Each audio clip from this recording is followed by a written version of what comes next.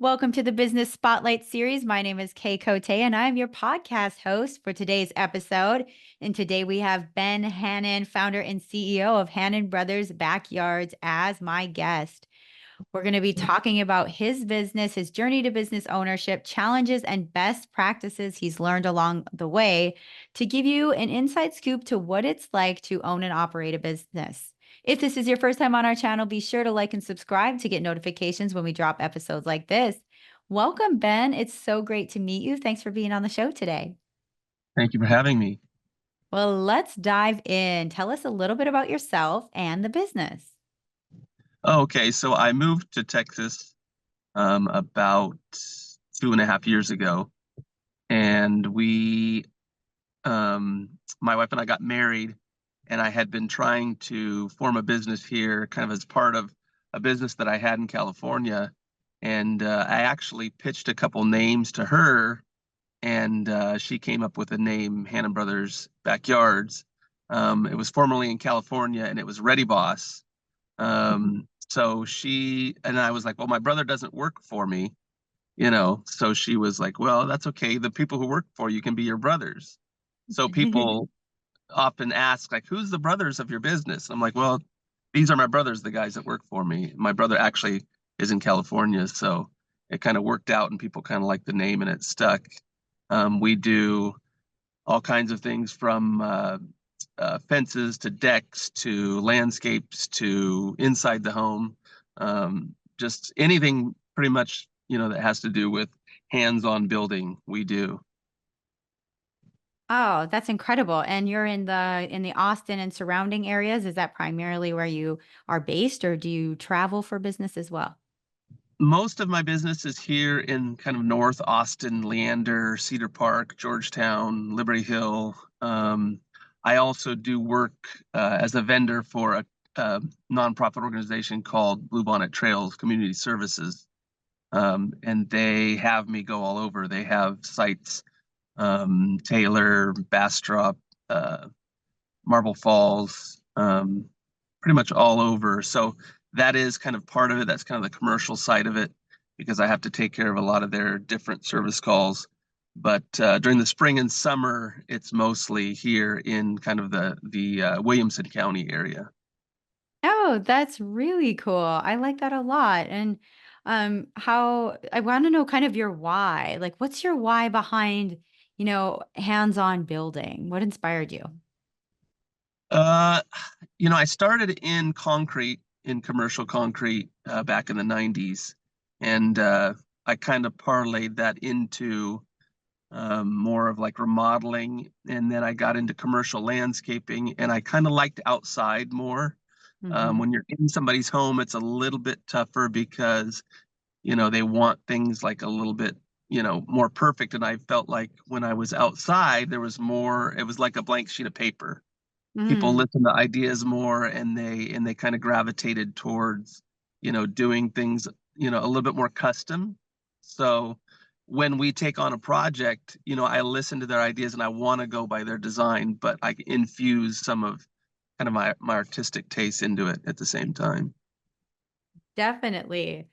So do you work with primarily, would you say wood now or cement now, or do you kind of do a mix of everything?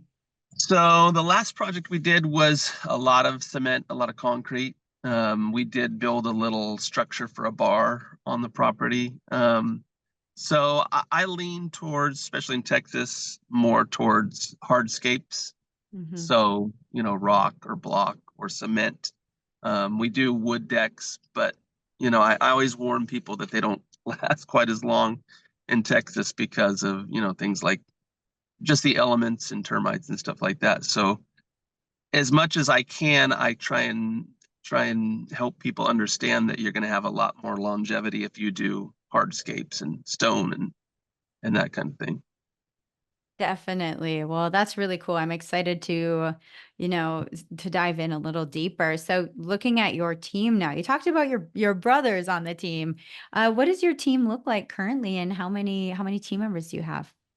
So we're winding down for the year, so it's just me and my main guy, Alexis, and we at this point in the year we tackle almost anything. I mean, from somebody's got a disposal that's out to somebody needs a fence built.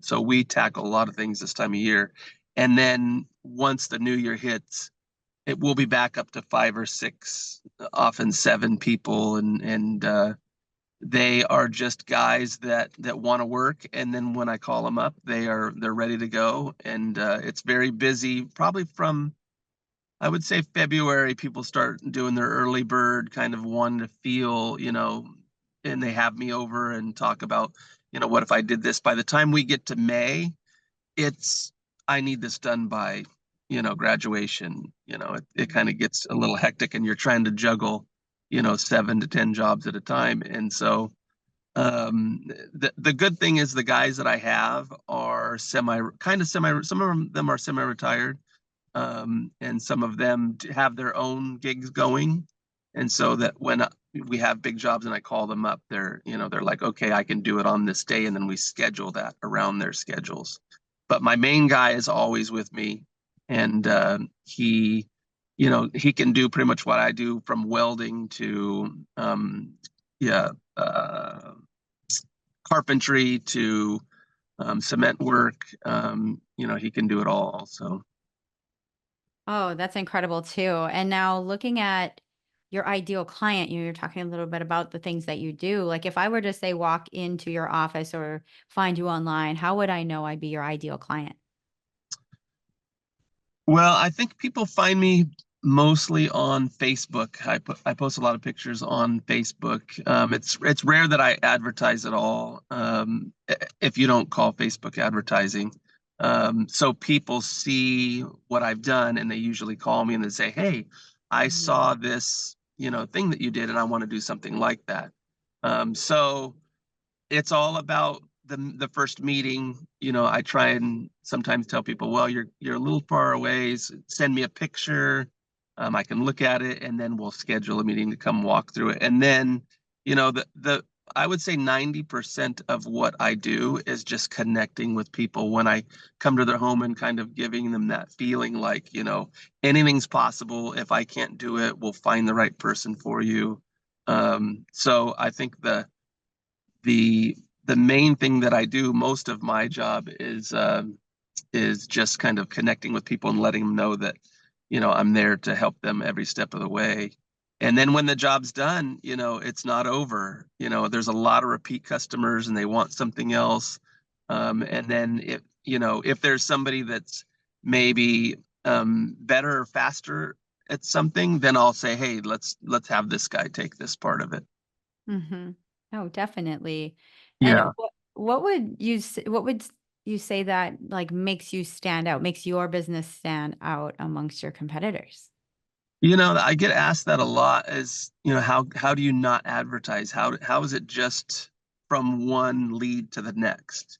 And I think it's because like you said, it's connecting, you're making that connection, and then they're feeling like what we call in the industry, I call it warm fuzzies. Mhm. You kind of get that kind of like, okay, I can work with this person trusts me. We kind of have this relationship that's almost, kind of friendly. Mhm. And then if there's an issue, they kind of understand that, that I'm either a day away or 2 days away from getting back to it to solve it. So sometimes more, but I think that's to me, that's the best way to stand out in business, is the X's and O's, and the execution of the business is fine. There's a lot of people can do it, but are you a person that they really trust and Mhm. feel like you're not going to fly? There's a lot of people that I know have been burnt. So I come in with that expectation, is that maybe this person has been burnt before on a bad situation. So let me be that one that, they kind of earn trust back again. Oh, yes, it's definitely that like no trust factor. I think that's huge. Yeah. And looking at the last 2.5 years, What has been, say, your biggest challenge you've faced in within the business, and how are you have you overcome or are overcoming it? It definitely was a change to switch from California to Texas. Mm, In California, the speed at which you had to complete things, and it was almost like there was a deadline on things because Austin is pretty fast paced. California is definitely where I came from, which was Central California, is definitely more fast paced. So when mhm, I got here, I thought that people were like ready to go like tomorrow. And then I realized that you go and you meet with them and then you build this rapport and then you wait, until either they feel like the timing is right or the money is right so a lot of times I feel like I'm just like writing this off like okay, I went over and I gave my best me to the people and then like nothing, and I hear nothing, mhm. and then I'm like okay, well maybe they, and then a month 2 months later they're like okay, I'm ready, and I'm like, okay, let me let me schedule you in as soon as possible. So that was a shock. Like I had to really, at the beginning, I had to be very patient and not get these feelings of like, man, these people don't want me. Mhm, This I feel like I'm just bombing here. I'm not doing mhm. very well. And then when you get one or two jobs rolling, then you realize, okay, you're in the middle of a project and now you have these people from 2 months ago calling you, and then it's like a scheduling nightmare. So that was tough to get used to for sure. It's like planting seeds, and then it's sometimes Yeah. yes, it's, the Austin time is a real thing. This is for And real. not getting discouraged along the way. Like, Yes. I thought this person liked me. And well, I haven't heard from them for, 3 weeks. So maybe they didn't. So that you can get discouraged Mhm, pretty easily, because, yeah, the Austin time or whatever, or the Texas pace is very mhm. different. Yeah. And now that actually leads perfectly into my next question, because that kind of defeated feeling is something a lot of businesses face on this Yeah. journey from time to time. What has been some of the ways you're able to come out of that like headspace, or be able to see past the feelings of that and see like move on to onward from that? I think it's just, I think patience plays into a lot of it, that you cannot have the mentality that things happen as soon as you want them to. Mhm, So with that mentality, okay, maybe this month I'm not going to make as much as I made last month because I'm having to wait a little bit. But you just keep. I would do things like we made 3x5 cards and we took them to people's houses, and then I made a bunch of cards, and then I would talk to people in wherever, in restaurants or whatever, and I would give them my card, or at Home Depot. Um, and so you really have to hone in like on that part of you that just won't give up, that you're just like, okay, I'm going to do whatever it takes. I'm going to knock down every door until I get a lead. And then you have to be understanding that one lead could turn into, four or five. And then the other thing is when you treat somebody right, you basically have a customer for life, and then they'll give you repeat business. And so all those things have to kind of take they're at a certain pace and a certain time frame. And if you get the mentality that if you went and saw somebody today and then you don't see them, tomorrow or the next day, that can be discouraging, and you have to fight through that. And it was tough for me, especially when I came to Texas. All I knew was my wife and my kids, and then I was like, we have no family here. We have her cousin lives here, but they're over kind of a ways from us. So I was like, everybody here now has to be my family and my friends. I have to create that here, you know, because you miss it. You miss having kind of that connection, like, oh, I know this person. Oh, this is from so and so's family. Well, that wasn't happening for me here. It was like everybody was new. And so mhm. everybody was like a potential family member to me. So, yeah. That is so true. And kind of looking into the future, Where do you want your company to go within the next 3 to 5 years? I took on uh, being involved in commercial uh, side of things, and I started to do bids for the state of Texas. And if it came to that, to where we switched to commercial, and I did another commercial job for a company last year, for Embassy Suites. Mhm. And if it took on that, I would miss the personal side, because the commercial side of it is a little bit more, it's kind of like there's sharks and dog eat dog, and you're in kind of this bidding war sometimes. But I think that that would be for me kind of the way to position myself to where I wouldn't have to work so hard, because then we would kind of be doing these commercial things, and then I could kind of oversee what's going on. It seems like with the residential side of things, it's very, very hands-on for me. Mhm. And my body's not going to last forever. Eventually I'm going to have to totally hand the reins off to my guys. And I Mhm. think I think for me, the way to do that would probably be getting into the commercial aspect of things, which I'm not totally sold on that idea yet, because I'm 52, so I feel like I still have that strength to kind of take on things and work alongside the guys, and kind of be that pivotal person. But I think that that would be for me, if I was looking into the future 5 to 10 years. I would hope by that time it was just me guiding them and saying, "Hey, you're doing good on that. You need help over here," and then I'm just kind of like this consultant, and I'm letting them take the front position. So I've thought about that a lot, and it would definitely be hard for me, because I do love to like have you know most control of everything that happens, and kind of be a part of that, and then at the same time teach things along the way to my guys. Mm, definitely. Well, it sounds like an incredible journey you've been on. I've been having so much fun chatting with you today, and I have a fun part of the podcast I want to dive into called our rapid fire Q&A, and Okay. it's just 4 questions top of where you answer very top of mind, the first thing that comes to your mind. So are you ready for some Okay. rapid fire? Sure.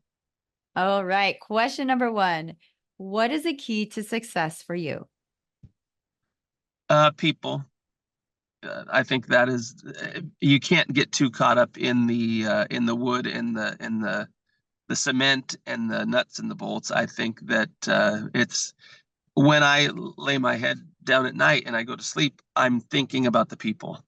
Mhm. I'm not thinking about anything else, but like, how can we get, everybody to the place of contentment. Definitely. I love that. Number 2 is what is a piece of advice you have for other business owners?